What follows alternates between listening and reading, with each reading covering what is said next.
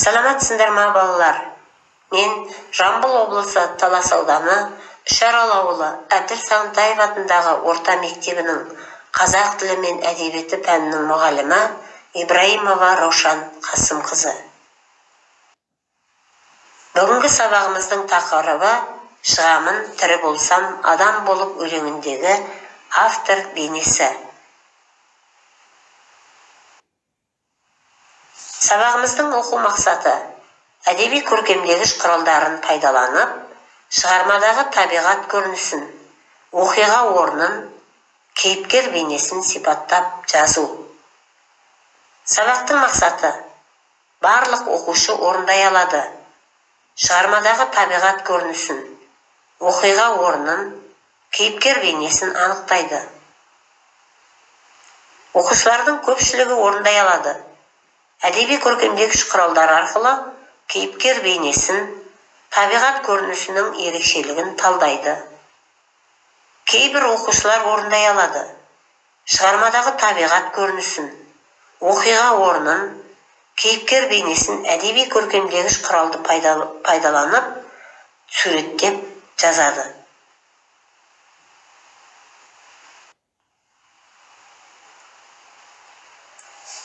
Үш түрлі гүл күлтешелері арқылы үш топқа бөлінеміз.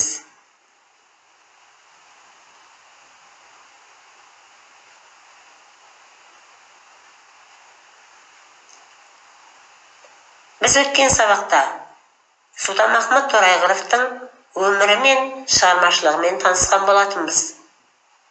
Сұлтанмахмұт Торайғыров кім?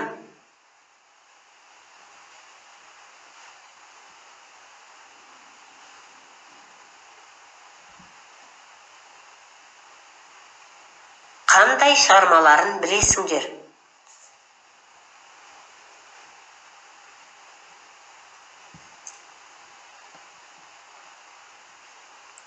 Жарайсыңдар, балалар.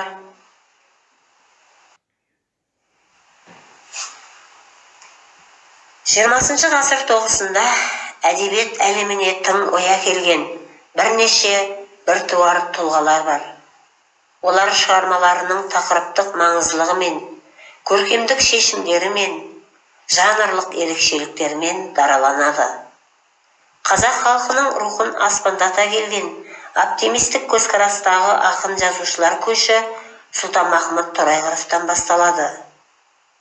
Сұлтанмахмұт Торайғыров халқымыздың ой тілегін білдіріп, көзін надандықтан ашуды арман еткен. Ақын өз атынан сөйлей отырып, сол дәуірдегі ұрпақтың мұрат мақсатын, арман аңсарын жырға қосады. Біз бүгін Сұлтанмахмұт Торайғыровтың «Шығамын, тірі болсам, адам болып» өлеңімен танысқалы отырмыз. Бұл өлеңдегі лирикалық қаһарман ақынның өзі. Өлеңді ақын өзінің досы, туысы Шайбай Аймановқа хат арқылы жолдаған. Өлең 1913 жылы жазылып, 1922 жылы Қазан қаласында Адасқан өмір кітабында басылып шығады. Өлеңмен танысайық. Шығамын, тірі болсам, адам болып, жүрмеймін бұл дүниеде жаман болып. Жатқаным көрде тыныш жақсы емес пе, жүргенше өмір сүріп надан болып. Мен балаң, жарық күннен сәуле қуған, алуға күнді барып белді буған. Жұлдыз болып көрмеймін елдің бетін, болмасам толған айдай балқып туған. Бұл сөзім асып айтқан асылық емес, ойында оты барлар асылық демес. Тебемдеп тірі болсам надандықты, серт етіп өз-өзіме еткем егес. Өлеңнің тақырыбы адамдық.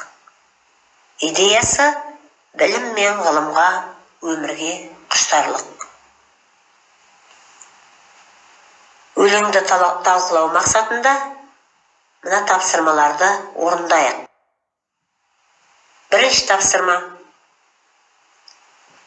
айна әдісі арқылы өлеңді мұқият оқып, оқиғаны суреттеп жаз.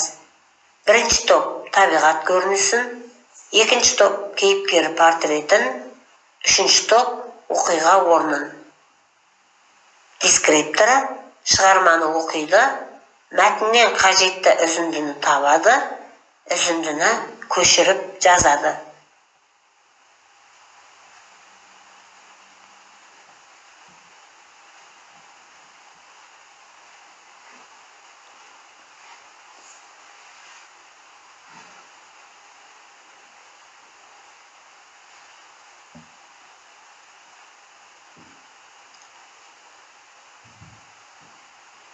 Жарайсыңдар балалар. Екінші тапсырма.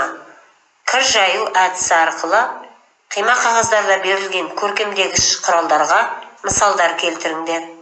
Теңеу, эпитет, пейзаж, портрет. Дескрипторы көркемдегіш құралдарды табады.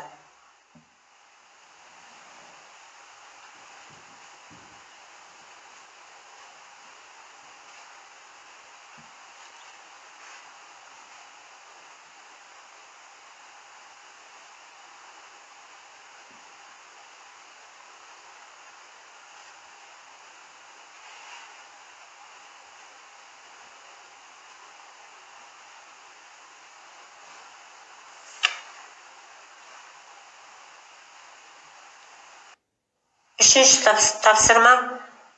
Үшбу хат әдісі арқылы шығарманың үш көрінісін, табиғат көрінісі, кейіпкер бейнесі, оқиға орнын көркемдегіш құралды пайдалана отырып сипаттап мәтін жазамыз.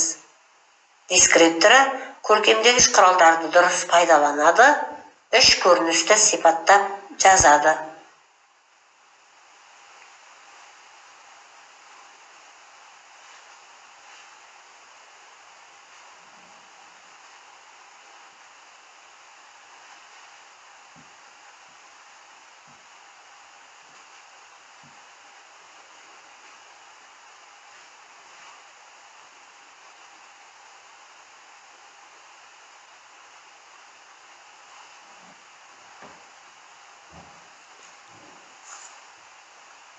Жарайсыңдар балалар.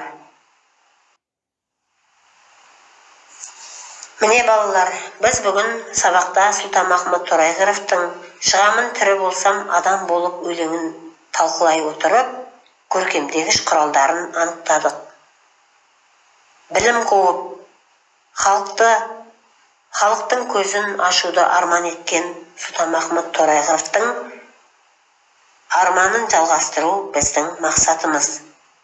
Дамыған елдің қатарына кіруде сендер де өз үлестеріңмен айқындай беріңдер. Бүгінгі сабақта не түсіндік, түсінбедік, білгім келеді деген тақырыпта кері байланыс орнатамыз. Сабақ түсінікті болса, бүгінгі сабағымыз аяқталды. Сау саламат болыңыздар.